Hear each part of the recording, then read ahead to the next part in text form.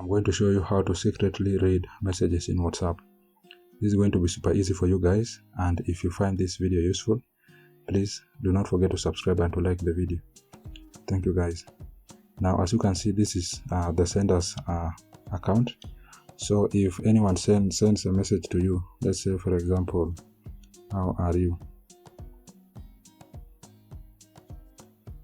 Then the sender sends you a message. Now you as a receiver, you're going to open your account. Once you've opened an account, you're going to see the message. Now do not open the message first. Now you need to go to those three dots on your top right corner. Then go to settings. Then go to privacy. Then you will see this button, read receipts. Now if you close this button, if I go back, then I go back. Then now if I open the message, as you can see, I've read the message, how are you? You are going to see that it is still grey tick.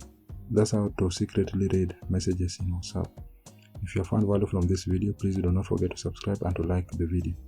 Thank you guys, and I hope to see you in the next one.